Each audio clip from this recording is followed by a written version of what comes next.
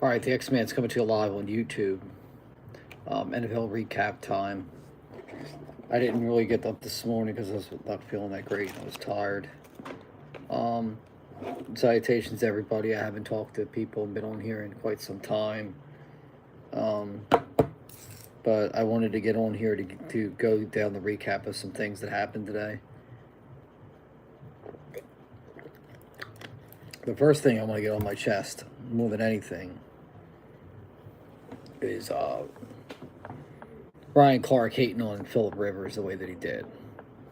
And I'm going to go right to that game first, more than any of them, even though I'm going way out of line here. As I say, this is that the, you know, Indianapolis Colts, I think, made the right decision as far as getting Philip Rivers in there, game ready. Even though he hasn't been in there in 5 years, I think that that was the right choice. Because if you have a guy like Philip Rivers who's been a veteran that could go out there and prove himself, I feel like you should be able to do that. And people like Ryan Clark, they have these things where they're talking and it just seems a little bit crazy. Hold on 1 second here. I'm going to get some Instagram stuff. You know.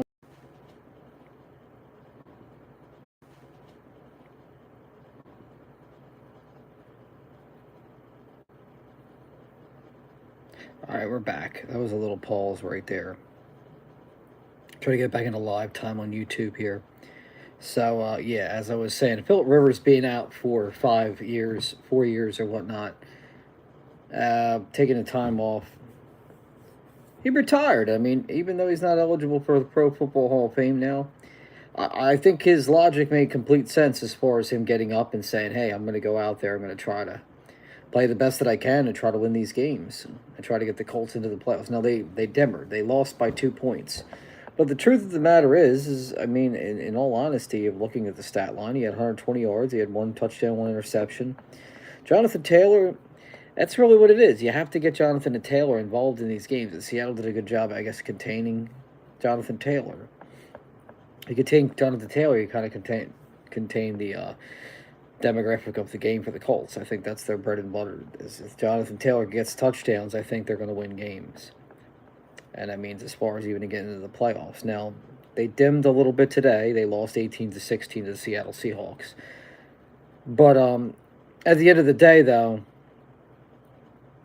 the Seattle Seahawks really are a good team right now, and they're sitting at 11-3. The Indianapolis Colts faltered, but at 8-6, I still think that this proves that Ryan Clark was wrong. That Philip Rivers can play.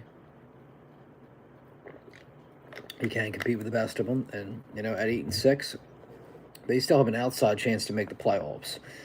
Jonathan Taylor had 87 yards rushing. Michael Pittman had 3 catches, 26 yards. Amir Abdul had 5 for 32. He just couldn't.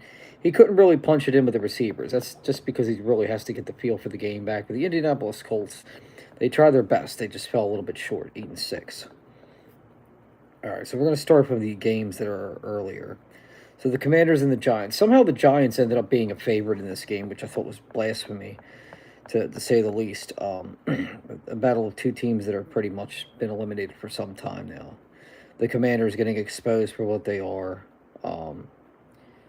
Marcus Mariota had 211 yards passing, 1 touchdown, 2 picks. Half the guys that I even see on here, like, you have Debo Samuel, Terry McLaurin. He got 369 and a touchdown. I mean, the Commanders win, but, I mean, really, what does it do for the Commanders? All that does for the Commanders is just pushes them back in the draft, which I personally think you don't want to do that. That's just my whole take on it. The New York Giants finding a way to just look not great. I mean, Jackson Dart played 246, 2 and a pick. Tyrone Tracy, 15 carries, 70 yards. They've been very depleted injury-wise, the Giants. So the fact of the matter is that as a team, the Giants really they couldn't really get it going. Now, the ball being gone and Mike Kafka coming in, which is just, the Giants are just in shambles. They're not going to be going anywhere anytime soon, and next year either. It just doesn't. There's no line on this whole game plan thing. So now we're going to go down to the Bills and the Patriots. So the Bills and the Patriots. This was a good game, and apparently the Patriots had a 21-0 lead at home and lost to the Buffalo Bills. Kind of proving a point whether the experience comes into play here. With, in my opinion, the guy that I think should be able to run the table with the Bills, and believe me, I want the Bills to win the whole thing. I want Josh Allen to win a Super Bowl. I do. I mean, out of anything, I would say Josh Allen winning a Super Bowl this year would be really, really ideal. I mean, but truth of the matter is, it's hard because they downplay it to too many opponents. It's scary with them. Like I said, James Cook had 22 carries, 107 yards, two rushing touchdowns. Josh Allen had 3 passing TDs, 193 yards. Shakir had 5 catches, 65 yards. Dawson Knox got 2 touchdowns today. So, I mean, Josh Allen spreads it. James Cook had 1 receiving touchdown. Really, James Cook is like main guy out there. When they play good, it's because James Cook plays good as well, not just Josh Allen.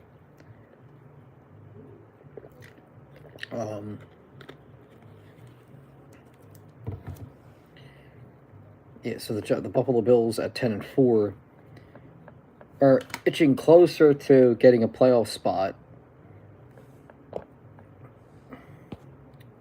I'm trying to reach a couple people here. I'm trying to get this. Hold on, dude.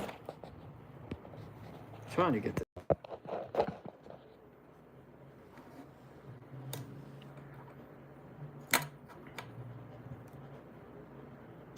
All right, I'm back at it. So we are the Buffalo Bills with a 35-31 victory. Josh Allen and the Bills standing at 10-4. They're in the draw. They're getting back into it. You know, the Buffalo Bills, I wouldn't mess around with them too much. The Buffalo Bills are staying in the race, and that's the key component for me with the Bills. Great win for them. Run down the list now. The Baltimore Ravens. Somehow salvaging themselves to possibly get a wild card spot is as crazy as I've seen this entire season go so far. The Ravens are 7-7.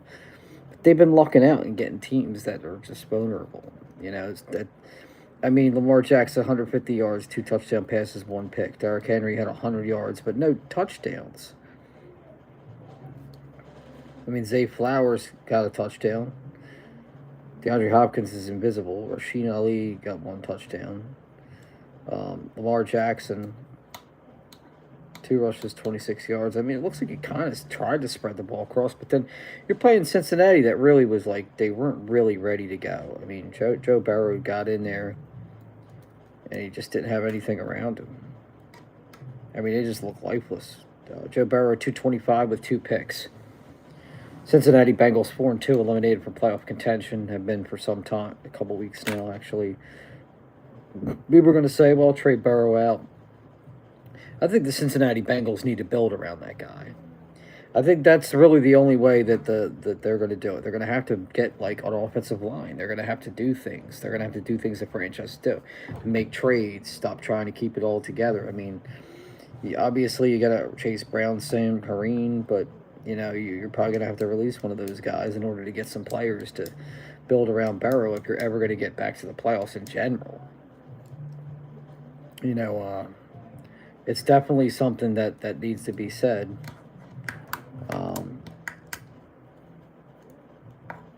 But yeah, Burrow is sitting there with third. He's going to have to really try to do something here to do that next year. The Ravens 7-7. They made it. They're staying alive in the playoff race.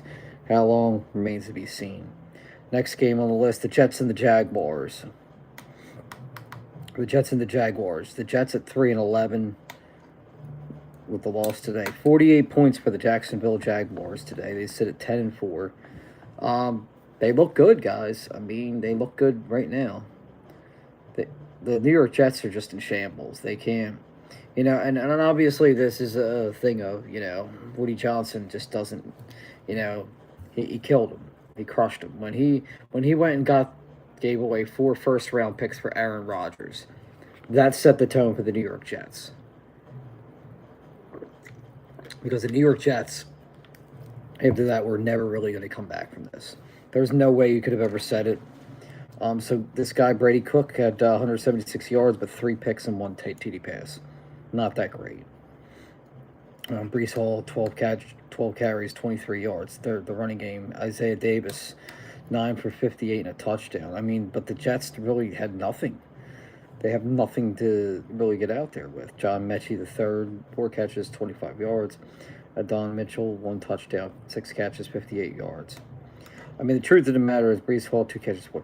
There's nothing on the New York Jets franchise that could actually get them to be a better team right now. The Jacksonville Jaguars kudos to them for getting to 10-4. We'll see where they go. I don't know where they're going to go. Like I said, I would like to see the Buffalo Bills and all these teams. I trust Josh Allen to find a way to do it somehow. I don't know. Trevor Lawrence, 330 yards passing, 5 TDs, no picks, but you're playing the Jets. It's not really a measuring stick when you're playing the Jets, in my opinion. But at 10-4, that's a good record. It's still a great thing to do. So yeah, let's go to the next one. All right, so the Chargers and the Chiefs. The the Los Angeles Chargers. I'm sorry, with another victory today. They are now 10-4. They're in the playoff contention. The Kansas City Chiefs have now been eliminated at 6-8. I'm not going to say this to be ignorant. I want Mahomes to get better. I don't want to see people hurt, injured. It is part of the game, however. And at the same time, I look at it from a whole other angle with the Chiefs, is that I think that when they went to the Super Bowl last year, that was the most fraudulent Super Bowl appearance that they've ever had, because the refs really helped them out last year. This year they came back to earth, and now they're seeing a 6-8 team, a disgruntled, overrated tight end in Jason Kelce, receiver, and Travis Kelce. I'm sorry. Travis Kelce, who, is lost it. He's done. I think he retires at the end of the year. Hopefully he does, so we can stop watching Taylor Swift, because I really can't take anymore. You can't mix pop stars with football, and this is something that they continue to do, and it doesn't make any sense to me. Justin Herbert, 210 yards passing, 1 TD, 1 interception. He didn't have to really play that great. Oronde Gadsden the third. I remember the original one. I think he played on the Dolphins. 4 catches, 4 receptions, 61 yards. Trey Harris, 349. Keenan Allen, 5 for 36, no touchdown. Keandre Lambert Smith, 1 catch, 16 yards and a touchdown. Must have been like a go route. Maureen Hampton, 15 rushes, 61 yards. Chiefs are 10. The Chargers are now 10-4. And they're right in the thick of things. I think they're right behind another team we're going to talk about in a little bit. But they're right there. They're not going to win the division, though, the Chargers. All right, let's go to the Texans and the Cardinals. Now, today, this was an obvious thing that was going to happen. I mean, the Arizona Cardinals have been punched out for a while now. Jacoby Brissett comes in, 249, 3 touchdowns and a pick. I mean, not bad. Michael Carter, 14 carries, 56 yards. Trey McBride, 12 catches, 134 yards, 2 touchdowns. 5 for 52 for Michael Wilson, 1 touchdown. Arizona Cardinals really kind of lifeless in this game. At the end of the day, the Texans, this is probably C.J. Stroud's best game of the season. 260 yards passing, 3 touchdowns, no picks. Jawar Jordan, 15 carries, 101 yards. Woody Marks, 7 for 30. C.J. Stroud, 6 for 10. Nico Collins, big day again for Nico. 3 catches, 85 yards, and 2 touchdowns. Dalton Schultz, 8 for 76 and a touchdown. It looks like the Houston Texans are really making a push for the playoffs, as they should. I mean, the truth of the matter, that they should. They should be making a move towards the next steps. I mean, they might get in as a wild card. I mean, actually, they might even win the division, I guess, now, huh? Because they have the Colts there. I still think the Colts are really, if they could get what's his name running, Jonathan Taylor, I think that the Colts can really make that push. I actually think they're a little bit better than the Texans as of right now. C.J. Stroud still has a lot to prove, but we'll see. The Bears and the Browns. All right, so I'm not going to go crazy about this Shedeur Sanders thing. He had a bad game. Okay.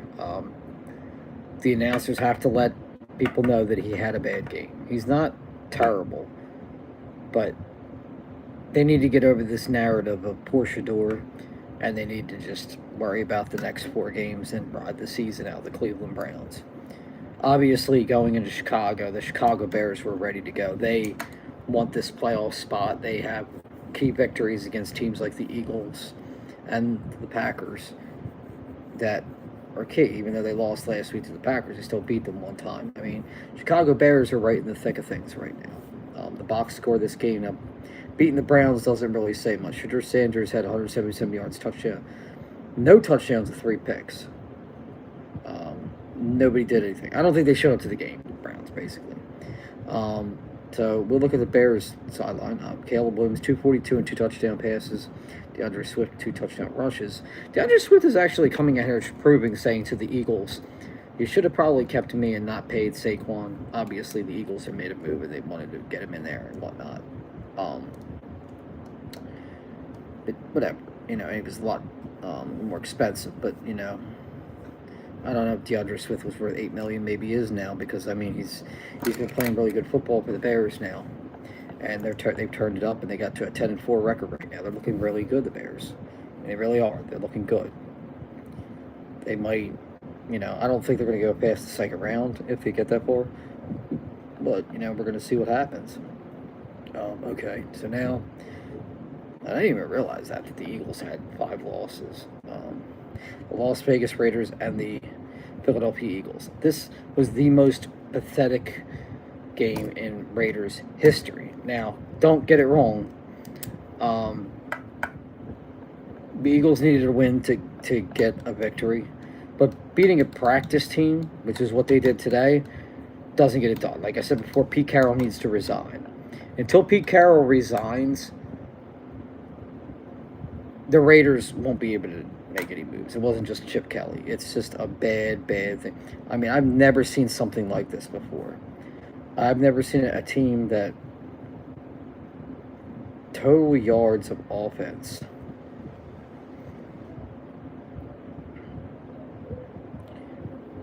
I mean, the running backs had 46 total rushing yards. Brock Bowers had 6 catches for 28 yards. That was the high. Kenny Pickett had 1 pick, and he had 25 attempts with 64 yards passing. It was a disaster from the beginning. Nothing. They were anemic. I mean, I can run what the Eagles did, but it doesn't matter because you look at the Raiders stat line, you already know that this was a complete and utter crap game. The Raiders are 2-12. I tell Pete Carroll to resign, and they need to just clean house again because there's nothing. I mean, I hate to say it, even Trey Janty at this point. I mean, I don't think you want to give Brock Bowers up, but maybe trade him. I don't know, because if you're going to look like this, 2-12, and just lay not even many eggs, and just play that bad. I mean, the Eagles are okay, but they're not lighting the whole scoreboard up. I mean, 31-0. The Raiders never got off the plane today. They just didn't want to play, and it's 2-12. They look really sad as a franchise. It's just Raider Nation. If you're a Raiders fan, you just put your clothes away for the rest of the year, and you just say, I can't be a fan until they learn how to play as a team. So, okay. Off to the next one. The Colts and the Seahawks. Oh, no, we did that one. Green Bay and Denver. Denver Broncos sitting at 12-2 right now. They're looking really, really solid, guys. They're 12-2, and they beat everybody. The Denver Broncos right now are the team to beat right now. I don't even want to look at the box score of Green Bay. It doesn't matter. I know Michael Parsons is done for the season, but it doesn't matter. Jordan Love, 275 yards passing, 122 picks. Josh Jacobs, 12 rushes, 73 yards. They tried. They did try, but Denver Broncos at the end of the day just went off. R.J. Harvey had 1 touchdown, 19 carries, 65 yards. Cortland Sutton exploded, 7 catches, 113 yards of TD. Troy Franklin, touchdown, 6 for 85. Lil Jordan Humphrey, 342, 1 touchdown. He spreads the ball pretty good, Denver. Denver Broncos, Bo Nix, 302 yards, 4 touchdowns and picks. Much as you say he's a below average quarterback, 302 yards is the best passing I've seen so far on this list. Denver is sitting at 12-2. People need to start respecting the Denver Broncos. They could possibly be going to the Super Bowl this year. I mean, they've been passing all the tests. They've been beating playoff teams too. Unlike the Patriots, the Broncos have been playing playoff teams and they have been beating them. At the end of the day, they might be quietly, this might be 2015 all over again without Peyton Manning. I know it sounds crazy, but it does. It's where you're at. The Denver Broncos 12-2 seem like the high-ended team. Tennessee, San Francisco. Tennessee wasn't going to try to win this game, but at the end of the day, we are San Francisco. I mean, these stats are overrated too, though, because you're playing nobody. Like Cam Ward did 170 yards, 2 touchdowns, no picks. He played bad. Brock Purdy, 295, 3 touchdowns. But he has Christian McCaffrey. Ricky Purcell has 6 catches, 96 yards, no touchdowns. George Kittle went off with 8 for 88, not a touchdown. Jawan Jennings, 2 touchdown catches. San Francisco sitting at 10-4. They're right there, right in front of the Eagles, too. The Eagles might be going into the playoffs on the road right now. I mean, that's what it's looking like, because you got a bunch of teams that are stacked up. Unless they can figure out a way to have other teams lose, I think the Eagles are in big trouble as far as playoff seeding. Who knows down the road what it'll really boil up to be. But San Francisco, 10-4. But San Francisco hasn't really beat anybody competitive yet. I mean, they're 10-4, but to me, I will never fear Brock Purdy. I don't care how you cut it, how you dice it, how you say what he does. Brock Purdy, to me, is not a great quarterback. He has a lot around him, and that's what makes him good. All right, so here we go. The New Orleans Saints. I really feel bad for Carolina because, I really thought that the Carolina Panthers had what it took to get into the playoffs this year. But that's a major downfall loss. Losing today to the New Orleans Saints. The Saints aren't even trying, guys. I mean, you can't lose to a team like that. Bryce Young, 163 yards, 1 touchdown, no picks. Rico Dowd, 16 for 49. Why he doesn't involve Rico Dowd more, I think that the Panthers probably win, and you're still looking at 8-6. Now, you're kind of on the back end, and you just gave you gave the Tampa Bay Buccaneers another chance to win the division. Everyone's in the division might be 500 or less. So, we're going to see what happens there. 7-7, guys. I mean, the New Orleans Saints. Tyler Shaw, 272 and a touchdown. Just like, I don't even know any of these guys. Taysom Hill. They paid Taysom Hill max money. He had 2 carries for 2 yards. I mean, what is that? That's crazy to me. 4-10. I mean, I don't know. Carolina had their chance. They should have took the opportunity to play well enough to win today, and they didn't. They were lackadaisic, and that's what cost them the day. So Carolina's now 7-7. Not looking too good. All right, the other team that's supposed to be making a real good push to win a championship, but they lost to the Eagles. So it's, again, this is a heads-up play. What do you think? Maybe the Rams can do it. I mean, they're 11 and